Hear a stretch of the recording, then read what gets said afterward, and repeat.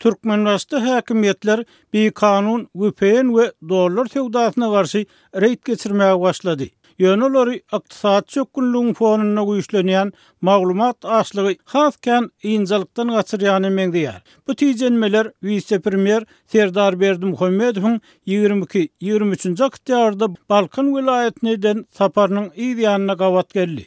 Şu aralykda hökümet başlygy maglumaty el ýeterlik merkezini döretmek barada edilen teklifi makullady. Emma bu merkeziň haçan döredilip nähil işlediljegi entek soraw bolmagyna galýar. İnternet tizligini has peselden Türkmen Telekom we Tamasel hemişe de bolşýaly öz müşterileriniň tassan ähli VPN sanawyny. Şol sanyny günne 200 megabaytdan köp internet ulanan müşterileriniň sanawyny Milli Howpsuzlyk we İçeri işler ministrlikleriniň degişli işgärlerini tawsyrdy diýip Azatlygyň yerli habarçysy habar berýär. Çağırılan abonaçylaryň tas ählisiniň VPN ulanan elektron enzamlaryny bir hepdeden izne berer diýip ellerinden alýarlar. Diňe abonaçylar däl, yerli VPN ustalar hem uly aladagaldy. Olar öz müşterilerine we tanışlaryna häkimetler çağırsa telefonlarynaky ýa planşetleriniňki gerekli maglumatlary derrew CD karta göçürmek hemde enzamlaryň ähli programmasyny doly öçürmeligini duýdurýarlar. Şol wagtda yerli hünärmenleriň tasdiklamagyna görä Türkmen Telekom VPN ulanýan müşterileriniň ählisiniň VPN ulananyny haýsy döwletiň serwerine birigýändigini bilip bilse-de härlikçe beýle mümkinçiligi bolman soň VPN-e girilenini uğradylan maglumatlary bilip ýa okap bilmeýär. Emma muňa garamazdan müşterileriniň ulanan telefonlaryny el alsalar olarda eluji öçürilen maglumatlary dikeldip görüp bilmek mümkinçiligi bar diýip anonimlik şertinde gurlaşan hünärmen Azatlygyň habarçysyna aýtdy.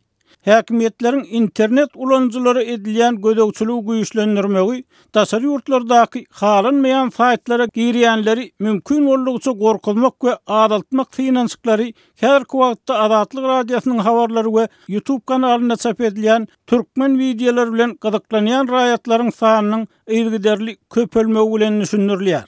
Häzir YouTube kanalyna Azatlygyň saýtyna girýän ýaşaýjylaryň sany has köpelenemegdiýär. Türkmen Telekom Balkanlylaryň Azatlygyň saýtyna girmekde we aktivistleriň çykyşlaryny tomoşa etmekde umumy sany boýunça Aşgabatlylardan soň ikinji orny eýeländigini anyklapdyr. Yapık saýtlary döwüp ýürýän adamlaryň sany Balkanawat we Türkmenbaş şäherlerinde her gün 3000-den geçýär diýip ýagdaýdan habarly resmi habarçy bilen iki çak söhbetdeşlikde aýtdy. Emma smart telefon raýatlar bilen söhbetdeş bolýan howpsuzlyk işgärleri öz aladalaryny Azatlygyň habarlary ýa hökümet tanqidleýän aktivistleriň YouTube kanalyna edýän çykyşlary bilen baglaman müşterileriň telefonlarynyň barlanmagynyň sebäbini häzir hamala pornografik saýtlara girýän türkmenstanlylaryň sanynyň aşy köpelmegi bilen baglanşdyrýarlar. Olar akıllı telefonlaryny alıp gelen adamlardan odaly pornografik saýtlara girip girmeýänligini soraýarlar we gurrun arasynda her şeýle saýtlara girýänleriň köpelenligini öňe sürýärler. Emma bu arada hiç bir anyk aýtmaýarlar. Howpsuzlyk işgärleriniň abonaça berýän ikinji soraw köplenç VPN enzamynyň tölegli ýa tölegli dälligi hakynda bolýar. Egerde VPN enzam tölegli bolsa, onun haýsy ustadan alınanlygy soralýar. Egerde ustanyň adyny aýtmajak bolup, gümmüsünme ursaň, seniň aýdanyňy aýtmars, ustanyň adyny aýt. Öz aramyzda galar diýip, sana ýuwaşlyk bilen basy edýärler diýip, bu hili söhbetdeşlige çağırılan ýaşaýjylaryň biri Azatlygyň habarçysyna gurrun berdi. Şu aralykda Türkmen Telekomyň Balkanawatdaky we Türkmenbaşdaky internet tizligi has peselli.